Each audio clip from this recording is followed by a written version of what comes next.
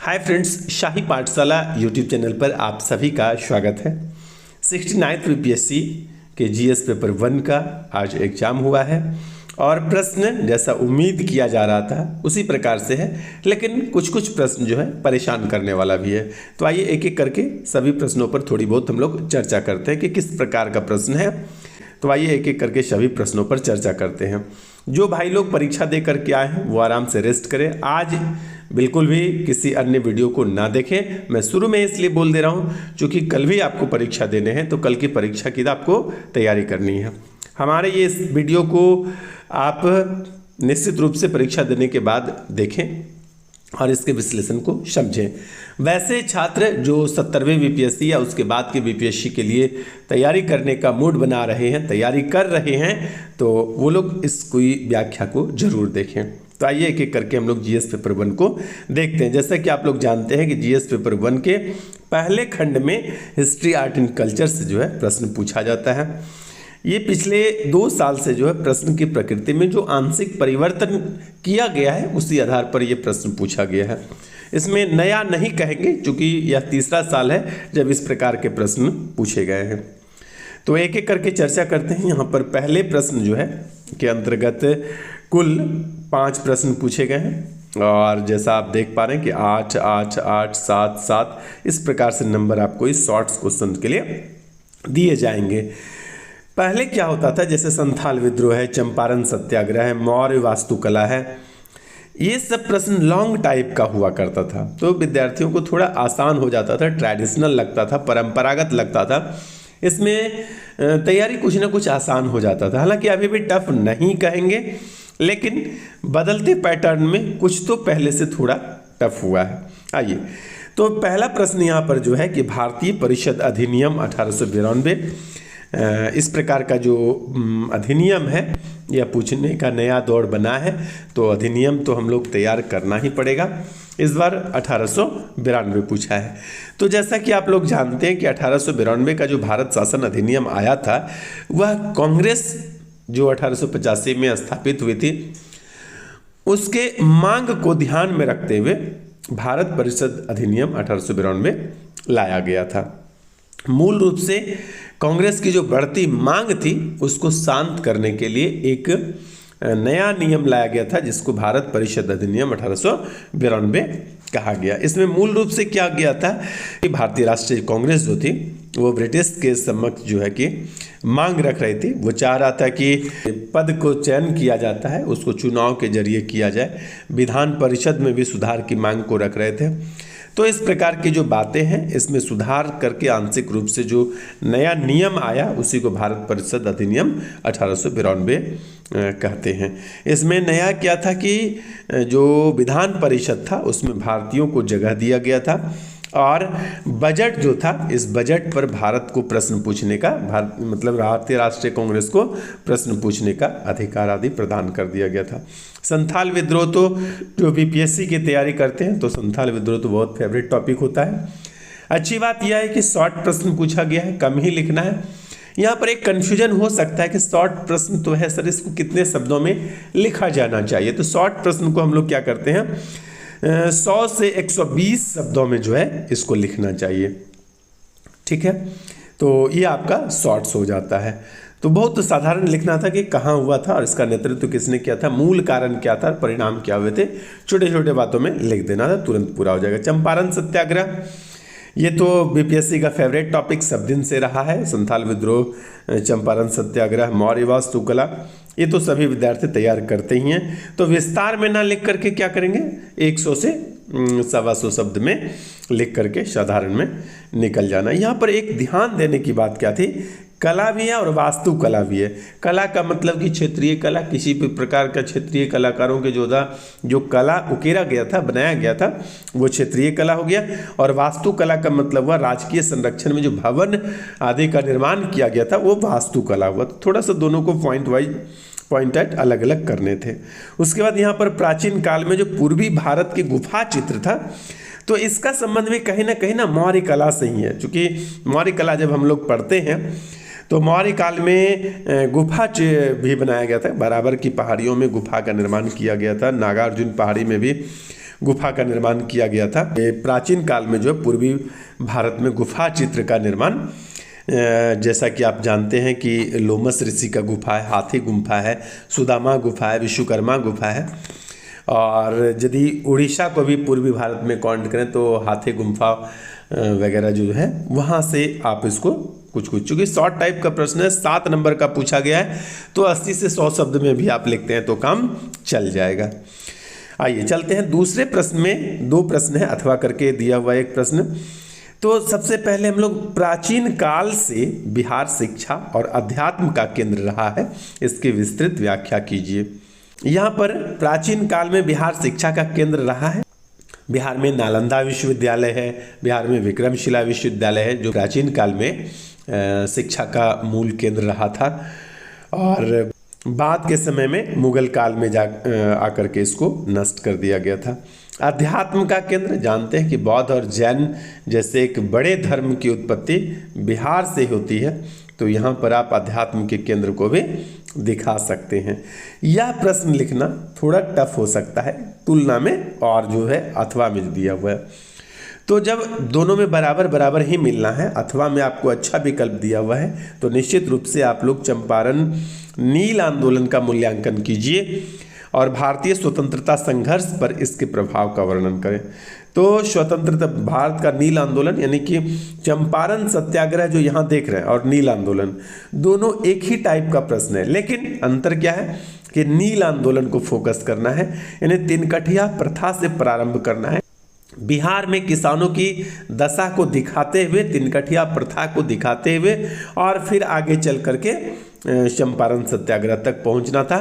चूंकि चंपारण सत्याग्रह की सफलता के बाद भारत में जो है आंदोलन का दौर चला और कई सत्याग्रह या कई प्रकार के मूवमेंट चलाए गए, तो ये स्वतंत्रता संघर्ष में जो है बहुत योगदान दिया था। क्योंकि जब आप शुरू में सफल हो जाते हैं ना, तो आपका हौसला क्या होता है, बढ़ जाता है। तो इसी कारण से इसका बहुत बड़ा योगदान था भारत के स्वतंत्रता संघर्ष में। उसके बाद जो तीसरा प्रश्न है, तीसरा प्रश्न में भारतीय राष्ट्रीय कांग्रेस आंदोलन के उदारवादी चरण के योगदान का जो है आलोचनात्मक परीक्षण करना है। उदारवादी चरण का जो आलोचनात्मक परीक्षण का मतलब होता है कि उसकी नेगेटिविटी क्या थी, उसमें कमियां क्या थी, उसकी खामियां क्या थी, इसको भी दिखाना है। और भारतीय राष्ट्रीय कांग्रेस का जो आंदोलन उदारवादी था, तो जैसा जानते हैं 1885 से लेकर के 1905 तक जो है यह उदारवादियों का पहला चरण माना जाता है। उस समय दादा भाई नौरोजी, फिरोज शाह मेहता, दिनसा वाचा, गोपाल कृष्ण गोखले, पंडित मदन मोहन मालवीय, रासबिहारी घोष आदि जो थे उसमें उदारवादी के रूप में जाने जाते थे। तो इस बीच में जो कुछ भी होता है और फिर इसकी क्या क्या कमियां रह जाती है, इसको दिखाना था प्रश्न 3 में। उसके बाद क्या है, इसी का अथवा, तीसरा का जो अथवा है, यहाँ पर बिहार में आधुनिक शिक्षा के विकास और उसके प्रभाव को रेखांकित कीजिए। तो यह प्रश्न भी बीपीएससी बहुत बार इस टाइप का प्रश्न पूछ चुका है। पाश्चात्य शिक्षा और आधुनिक शिक्षा, ये दोनों प्रश्न हम लोग खूब तैयार करते हैं। तो उम्मीद करता हूँ कि जो पहला सेक्शन है हिस्ट्री आर्ट एंड कल्चर से, इसमें आपको कोई भी प्रकार की परेशानी नहीं हुई होगी और अच्छे से लिख लिए होंगे। यहाँ जब दूसरे खंड में हम लोग प्रवेश करते हैं तो दूसरे खंड में कुछ परेशानी नज़र आता है। खास करके शॉर्ट टाइप के जो प्रश्न हैं ये परेशान करने वाला है। लैंगिक रूढ़िवादिता, LGBT की जो बात हुई थी, सुप्रीम कोर्ट का जो निर्णय आया था, यहाँ से प्रश्न बना है। यानी कि आपको मुद्दे के साथ बने रहना होगा, पेपर पर ध्यान रखना होगा कि कौन सा मुद्दा किस प्रकार का चल रहा है। एक बात और भी कि सुप्रीम कोर्ट के किसी न किसी निर्णय को लेकर के प्रश्न रहता है, योजना से लेकर के प्रश्न रहता है। इसको हम लोग जो पहले तैयार करते थे वो किस में करते थे, तो विज्ञान और प्रौद्योगिकी वाले भाग में, पेपर GS पेपर 2 के तीसरे खंड में। लेकिन अब क्या है कि कई बार से देखा जा रहा है कि इसको GS पेपर 1 के करंट अफेयर्स में भी पूछा जाने लगा है। तो ये बात भी ध्यान में रखना है। आइए तो एक एक करके हम लोग देखते हैं। तो यहाँ से हो गया सुप्रीम कोर्ट से रिलेटेड, और उसके बाद क्या था, भारतीय शासन व्यवस्था में भारतीय नागरिक सुरक्षा संहिता 2023 की प्रासंगिकता का विवेचन कीजिए। तो ये सब जो प्रश्न है ना, तो ये बहुत इम्पोर्टेंट प्रश्न हो जाता है और कहीं ना कहीं विद्यार्थियों को इस टाइप का प्रश्न परेशान कर सकता है ऑन एग्जामिनेशन, यानी ड्यूरिंग एग्जामिनेशन कहेंगे। एग्जामिनेशन के दौरान जब आप एग्जामिनेशन हॉल में बैठे रहते हैं उस समय लिखने का प्रेशर कुछ अलग होता है। जैसे अभी मैं वीडियो बना रहा हूँ तो यहाँ पर बताना या एक्सप्लेन करना एग्जामिनेशन हॉल की तुलना में काफ़ी आसान हो जाता है। तो ये प्रश्न जो है विद्यार्थियों को परेशान करने वाला हो सकता है। आइए उसके बाद तीसरा क्या है, विधायी संस्थाओं की निर्णय निर्माण प्रक्रिया में कृत्रिम बौद्धिक क्षमता की भूमिका का मूल्यांकन करें। तो प्रेजेंस ऑफ माइंड कितना काम करता है, इस टाइप का प्रश्न जो है लिखने में पता चलेगा कि आप कितना माइंड को रिलेट करके इस प्रकार के प्रश्न के उत्तर को आप सजा पाते हैं, बना पाते हैं। तो इसको प्रेजेंस ऑफ माइंड कहेंगे। इस प्रकार के प्रश्न जो है कि सीधे सीधे तौर पर कोई तैयार जो है लगभग नहीं करता है। हाँ, इससे मिलता जुलता प्रश्न होता है, बनता है, तो वहाँ पर आप उससे इस प्रकार के प्रश्न को किस प्रकार से लिख पाते हैं ये बहुत इंपॉर्टेंट हो जाता है। उसके बाद डी और ई जो है आपका चौथा और पांचवा प्रश्न, यह भी लाजवाब प्रश्न है। और वैश्विक वेतन प्रतिवेदन 22-23 के मापदंडों एवं प्रभावों का विवरण करें। इस प्रकार का प्रश्न जो है कि ये आसान नहीं है, कठिन प्रश्न है। भारतीय निर्यात प्रोत्साहन पहलों के संदर्भ में विदेश व्यापार नीति 2023 के मौलिक प्रावधान जो है कि क्या है, इसके बारे में पूछा गया है। तो ये दोनों प्रश्न जो है ऊपर के तीनों प्रश्न से ज़्यादा कठिन माना जाएगा। उसके बाद आइए चलते हैं पांचवें प्रश्न पर, मणिपुर संकट। तो ये प्रश्न जो है इस टाइप के प्रश्न तो बीपीएससी के स्टूडेंट तैयार करते ही करते हैं। तो मैं समझता हूँ कि यह प्रश्न आपको ज़्यादा परेशान ना करने वाला रहा होगा और इस प्रकार के प्रश्न को लगभग सभी लोगों ने पढ़ाया भी था और बताया भी था।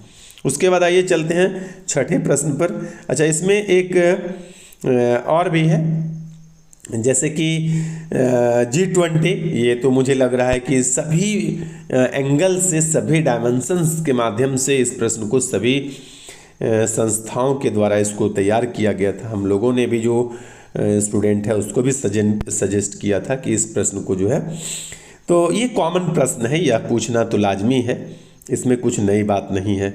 उसके बाद क्या है, भारत की समृद्ध विविधता को ध्यान में रखते हुए भारत में एक समान नागरिक संहिता को लागू करने के पूर्वानुमानित सकारात्मक नकारात्मक, यानी कि दोनों प्रभाव को आपको यहाँ पर बताने हैं। तो यह प्रश्न भी यहाँ पर आसान हो जाता है, क्योंकि हम लोग यूनिफॉर्म सिविल कोड को तो पढ़ते ही पढ़ते हैं। ये पिछले 2 बार से जो है यूनिफॉर्म सिविल कोड पर हम लोग तैयारी करवा रहे थे और इस बार देखिए आकर के पूछा है। तो यूनिफॉर्म सिविल कोड भी आसान प्रश्न है और चंद्रयान 3 को भी हम लोग विज्ञान और प्रौद्योगिकी में इसको हम लोगों ने मल्टीपल डायमेंशंस में तैयार किया था। तो यहाँ पर यह प्रश्न भी जो है पूछ लिया गया है। तो इतने प्रश्न में से सभी आप लोग आसानी से बना सकते हैं। कुछ प्रश्न जो परेशान करने वाले हैं, निश्चित रूप से कठिन है, तो आगे से जो है कि इस पर विशेष गौर करना है कि मुद्दा क्या है, चर्चा क्या है। और यहाँ पर बहुत ध्यान देने की यदि बात है तो पॉलिटी के प्रश्न को, करंट अफेयर्स को यहाँ पर करंट अफेयर्स में पूछने का जो परंपरा है, सिलसिला है, यह बरकरार रहा है। तो आगे से भी आप लोग अगले में भी तैयारी करेंगे इसी रूप में। और उसके बाद जो तीसरा खंड है, इसके लिए मैं एक स्पेशल वीडियो बना रहा हूं जिस पर सभी प्रश्न जो है 7, 8, 9 और 10 चारों प्रश्न को व्याख्या सहित मैं दे दूंगा। अगले वीडियो में देखने के लिए बिल्कुल नहीं भूलेंगे। बने रहिए शाही पाठशाला के साथ। आज के लिए इतना ही, धन्यवाद।